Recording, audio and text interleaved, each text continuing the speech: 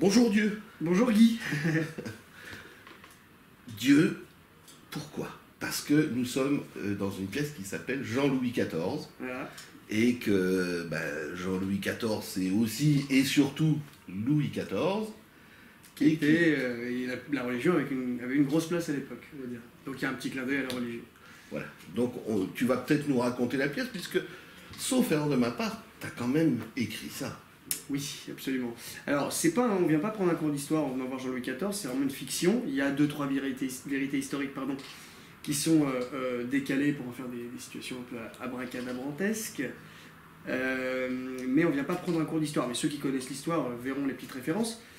Et le pitch de la pièce, Louis XIV c'était un homme à femme, très épicurien, et la reine, donc dans la pièce, supporte mal ses infidélités et lui demande d'arrêter d'avoir des maîtresses. Il accepte, sauf qu'il rencontre Madame de Montespan, il ne peut pas résister, et la reine découvre le pot aux roses et décide de le prendre en flagrant délit.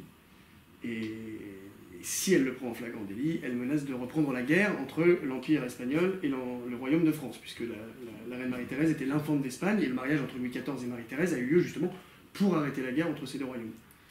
Donc voilà, c'est évidemment quelque chose qui n'est jamais arrivé. Mais voilà, en vérité historique, la reine elle avait pas trop de problèmes avec les maîtresses du roi, elle faisait avec, mais la Montespan, elle avait un problème avec elle. C'est la seule qu'elle n'aimait pas, parce que la Montespan était dangereuse aussi. Elle était influente, elle était intelligente, elle le voyait, enfin voilà. Donc la reine, véritablement dans l'histoire, se méfiait de la Montespan beaucoup. Mais je crois qu'il va falloir remettre les pendules à l'heure, parce que, on voit ça, mais alors on se marre du début à la fin. Oui, parce que c'est pour un faire rire avec, avec des faits réels. Oui, mais parce que l'époque regorgeait aussi de mœurs un peu bizarres, enfin qui nous semblent bizarres, nous, aujourd'hui. La médecine, le côté scato de l'époque, les gens qui se lavaient pas, le petit cérémonial autour du roi, le lever du roi, la toilette du roi, le coucher du roi, enfin tous ces trucs-là. Donc j'en ai fait des scènes un petit peu absurdes, un petit peu déjantées, quoi, voilà, le roi, à un moment donné, se met sur le pot et continue sa discussion tout en étant sur le pot. Donc effectivement, c'est historiquement justifié. Et moi, ça m'a permis d'aller un petit peu loin. De toute façon, il n'y a rien qui fait plus rire que, on le sait, pipi caca, ça fait rire. Oui, à condition de le faire avec un minimum d'élégance, un minimum sans rajouter des bruits, des trucs qui sont un peu lourds. Là, justement, l'idée, c'est de garder une certaine classe dans cette situation qui ne l'est pas. Et le roi, c'est Serge da Silva. Et Serge da Silva, tout à fait. Quand il doit aller justement sur son pot, la salle éclate de rire. Oui, c'est un rire enfantin, en vrai, qui se déclenche dans la salle. Et puis les gens se disent non, on va pas le faire. Quand ils commencent à mettre son poton, ils se disent non, c'est pas possible.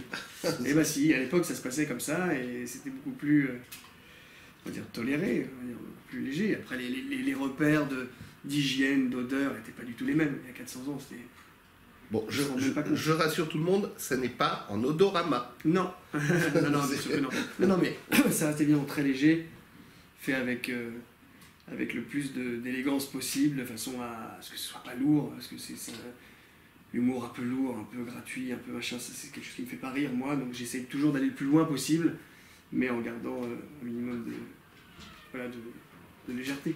Et c'est en plus une comédie musicale, parce que là il faut quand même parler, on n'a pas parlé de musique. Oui, ça chante. Puisque quand tu es sur scène, tu te... Voilà, non, on n'est pas en musique ballet, c'est pas des musiques de Lully ou ce genre de choses, c'est des musiques modernes, moi je suis au piano, et voilà, c'est des compositions, c'est des musiques originales. Donc voilà, ça dépoussière le genre, c'est pas du tout de la musique baroque ou ce genre de choses qu'il y avait à l'époque.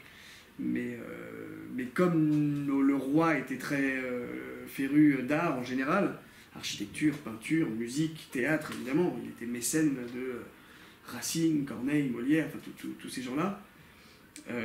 C'était l'occasion aussi de mettre dans cette pièce de la musique, enfin voilà, de mélanger les arts pour rendre aussi quelque part hommage au roi Soleil.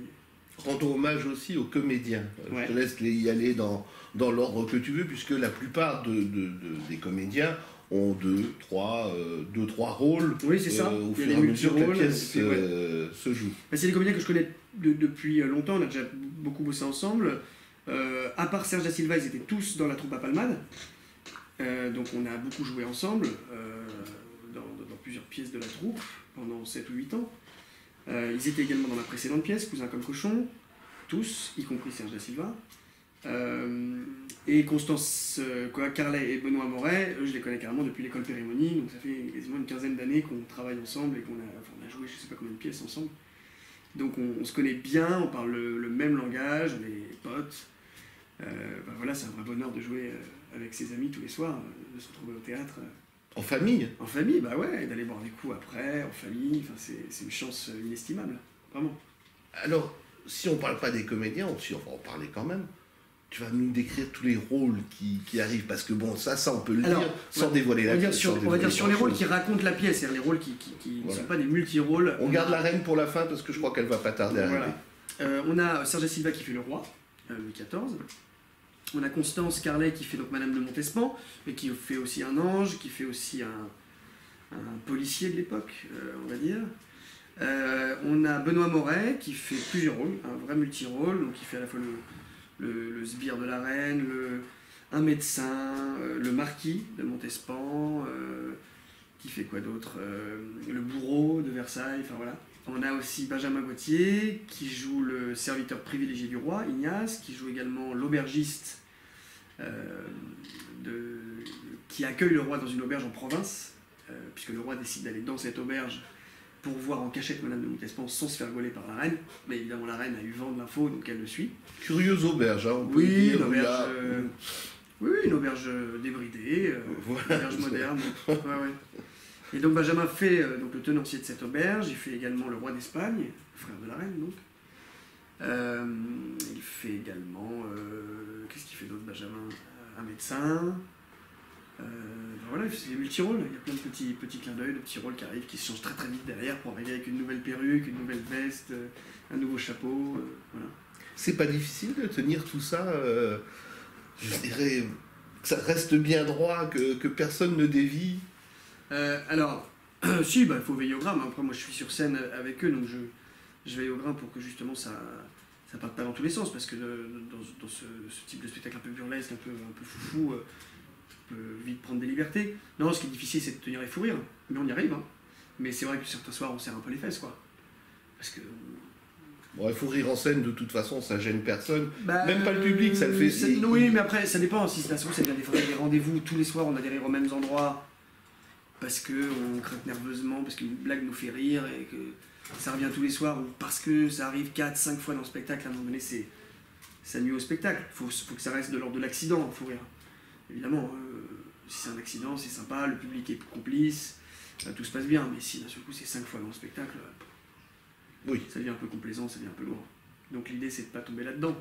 Mais comme on fait les idiots, qu'on a des têtes pas possibles avec les perruques, les chapeaux, qu'on fait des personnages vraiment tous un peu barrés, c'est parfois compliqué de tenir le truc. Mais on y arrive. Bon, en tout cas vous arrivez à une chose, je peux le garantir, le jurer, c'est que la salle est pliée en deux de rire. C'est le but, c'est un vrai divertissement, il n'y a aucune autre prétention derrière. On dénonce rien, on prend pas un cours d'histoire comme je disais. L'idée c'est de rigoler, parce que c'est un boulevard, en vrai c'est un boulevard musical. Et il se trouve que c'est avec des personnages historiques, mais dont j'ai réinventé leur histoire et ce qui leur arrive dans cette pièce. Donc oui, c'est un boulevard, l'idée c'est de rire bêtement. C'est un rire d'enfant, c'est un rire un peu con qui se déclenche sur ce type d'humour. Enfin, en tout cas j'espère. Moi c'est ce qui me fait rire en tout cas. La salerie, il y avait des enfants, quand je l'ai vu, qui se marraient. Je ne dis pas qu'ils se marraient au même endroit que les parents. Bien sûr. Parce qu'il y a quand même des choses qui sont plus adultes que d'autres. Enfin, pas... Mais qui sont plus adultes, mais qui sont pas explicites, qui sont un petit peu avec un langage fleuri, on va dire, un langage de l'époque. Donc les enfants ne comprennent pas ces allusions-là, et par contre les adultes se régalent. Bon, écoute, je vais terminer par te souhaiter un bon anniversaire, parce que c'est aujourd'hui. Donc vous saurez, quand vous verrez la vidéo, que ça a été pris le jour de son anniversaire. Le 24 février. Et nous allons accueillir la reine. La reine Emmanuelle Bougerolles, qu'on n'a pas encore citée, mais parce qu'elle va se citer elle-même. C'était volontaire. Moi, je voulais surtout pas qu'on parle d'elle, mais bon, elle est là. On va y aller, elle s'incruste. Et bien, je lui laisse la place. Merci beaucoup. Merci, Guy. Non, il n'y a pas de micro. Il n'y a plus le sèche-linge qui tourne. Comme il n'y a pas de sèche-linge, on a le micro qui est là et qui est Bien beaucoup sûr. plus pratique. Tout à fait. C'est pour ça qu'on se revoit. D'accord. Voilà. Ok. Voilà. Nous avons donc la reine cette fois-ci, l'infante d'Espagne, Elle-même. elle-même en personne, qui Marie-Thérèse. une pièce drôle, on en a parlé, qui va dans la même veine que Copain comme cochon, Cousin. sauf que cousin Ouais, comme cochon. cousin. Bah oui, mais il suffit de... Ouais, ça, ouais, c'est ouais. le lapsus qu'on fait systématiquement quand on voit trop de pièces. Bon, une fois de plus, j'ai dit on rit. Alors maintenant, vous allez parler de votre rôle, puisque on a volontairement évité d'en parler. Oui. Eh ben, mon rôle, donc je joue la femme de Jean-Louis XIV, Maria Teresa, qui est donc la femme bafouée, trompée, humiliée et qui enquête, qui cherche à prendre le roi la main dans le sac. La main dans le sac, c'est avec Madame de Montespan. Avec Madame de Montespan. Voilà. Bien sûr, la main dans les sacs. Oui, vous avez un accent pendant toute la pièce. Est-ce que c'est difficile de jouer en prenant un accent qui n'est pas le vôtre? Difficile, ça se travaille. Faut se le mettre en bouche quand même, parce qu'il faut beaucoup articuler. Voilà, faut juste être... non, j'ai travaillé comme on travaille presque une chanson, enfin... Voilà.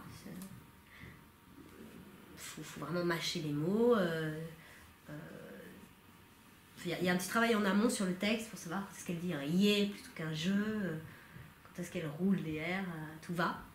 Et moi j'aime bien ce genre de travail. Vous parliez de chansons, eh bien on va aller là-dessus. Vous chantez aussi. Aussi, comme nous tous, on chante tous dans ce spectacle, ouais. Comme difficile mais je crois que vous aviez déjà chanté dans d'autres spectacles. Ouais, j'avais chanté dans d'autres spectacles. La vie parisienne. La vie parisienne, entre autres. tout Offenbach, 2 pièces montées par Alain Sachs autour de l'œuvre d'Offenbach. Voilà, ça a duré 6 ans, donc on a beaucoup chanté sur scène. Et ça vous plaît, vous adorez ça? J'adore ça. J'adore. Moi, un spectacle comme Jean-Louis XIV, c'est le pied. Le pied parce qu'on chante, on dansouille. Enfin, moi, je danse pas beaucoup parce que j'ai d'énormes crinolines, mais ouais, chanter, danser. Vous bougez quand même. C'est pas, vous n'êtes pas statique, c'est le moins qu'on puisse dire. Ouais. Non, c'est super. Comme vous avez commencé la pièce et aujourd'hui, vous en êtes à 2-3 semaines. Ouais, on finit la 2e semaine. Ça a beaucoup bougé déjà depuis pas le début? Beaucoup, non. Honnêtement, parce qu'il faut qu'on se méfie du décalage. Voilà, comme disait Nicolas tout à l'heure, on évite quand même de rajouter 15 000 choses. C'est quand même assez réglé, quoi. C'est déjà assez écrit. Enfin, ça fonctionne d'une certaine manière. Donc après, si on a des idées qui viennent en cours de route, en fonction du public, en fonction d'idées qui nous viennent, on peut les soumettre à Nicolas et il décide ou non si on le tente le lendemain. Ah, il mérite bien son nom de Dieu, puisque je régente, je régente, ça aurait pu vous correspondre d'un autre côté. Ouais. Mais... Non, oui, c'est quand même son écriture. On ne peut pas rajouter des choses dans tous les sens. On ne le fait pas. Non, mais c'est une bonne expérience pour le public qui vient, qui peut connaître l'histoire, et s'il ne la connaît pas, de toute façon, il voit une farce, il voit quelque chose où il se marre, quelquefois c'est très gestuel, quelquefois c'est dans les mots, quelquefois dans la situation, il y a vraiment toutes les formes de rire qui sont là. Ouais, ça c'est aussi la force du groupe qu'on constitue. Ce que disait aussi Nicolas, c'est qu'on est tous très potes, donc en répétition, on peut suggérer toutes sortes de choses qui nous font marrer et qui ne sont pas forcément au texte, mais qui sont induites par le texte. Mais voilà, ils se mettent d'accord et ça nous fait tous rire et on garde. Donc il y a une petite part de proposition. C'est pas une création collective, c'est vraiment son texte, mais une petite part de collaboration de tout le monde à ce type de déconne, quoi. Comme vous venez en majorité de la bande à Palmade. Oui. Est-ce qu'il est venu le voir? Pas encore, parce qu'il est sur scène. Et oui. Il joue dans le Lien. Le Lien, ouais. Oui. Au théâtre Montparnasse. Ouais. Donc il n'est pas encore venu, mais il va venir. Je sais pas quand, parce que je crois qu'il peut venir le dimanche éventuellement. On l'attend. Avec de pied ferme. De pied ferme, Pierre.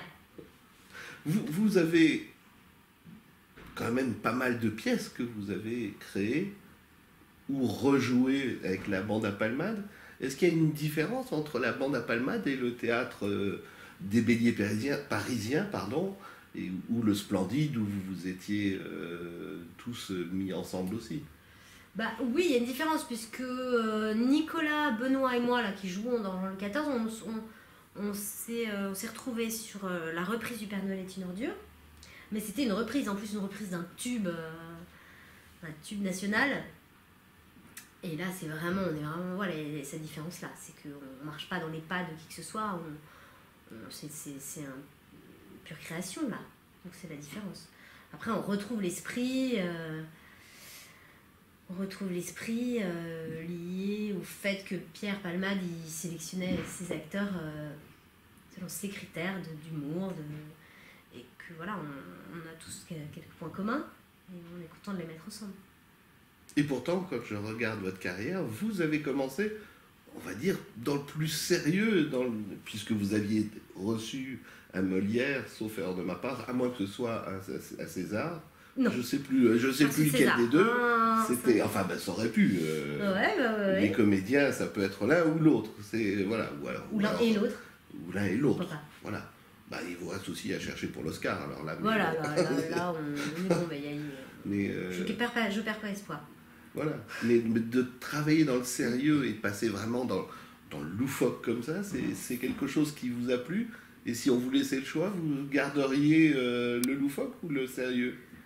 Le sérieux, la pièce en question, la pièce du Molière, c'était une pièce tragique, mais pour moi, c'est pas si différent, parce qu'il y a toujours moyen, dans une pièce tragique, de rendre son personnage... de trouver le moyen de le rendre un peu drôle, un peu tragicomique. Et là, en l'occurrence, dans cette pièce-ci, je joue cette femme à fouet trompé, et tout ça effondré, et donc c'est pas si différent. Mais moi, alors après, on peut préférer que la salle rit ou que la salle pleure. Moi, je trouve les deux très agréables. Là, c'est vrai qu'on a des vagues de rire qui sont assez inédites, qu'on n'a pas dans beaucoup de spectacles, et ça, c'est vraiment génial. On est quasiment galvanisés, en coulisses, on est mort de rire, on est très contents. Je vais vous rappeler que ça se joue au Théâtre des Béliers parisiens. Tout à fait. Que vous êtes la reine qui parle un poquito d'espagnol. Voilà. Je parle comme ça tout le temps aussi. Et vous allez nous donner les jours et les horaires. Je vais vous donner, c'est au Théâtre des Béliers parisiens, c'est du mardi au dimanche, les mardis au samedi à 21h et les dimanches à 15h. Je sais pas si je vais hyper convaincante sur ce. De toute façon, ça sera écrit après, juste après l'interview, vous retrouverez ça. Voilà. Merci Emmanuel. Jean-Louis XIV. Voilà, Jean-Louis XIV. Je vous en prie, c'est un grand plaisir. Et cette fois-ci, ça a marché. Magnifique. On se revoit très bientôt, j'espère, pour la 300e ou... Oui, ce sera bien. Voilà. Allez, on fêtera la 300e. Puisqu'aujourd'hui, vous êtes obligé de partir parce qu'on sait qu'il y en a qui fête son anniversaire. On ne peut pas rester. Le patron, quoi. C'est le patron. Le patron. Del Boss. Del Boss, si. Merci beaucoup. Merci. Ciao le patron. Ciao. Ciao.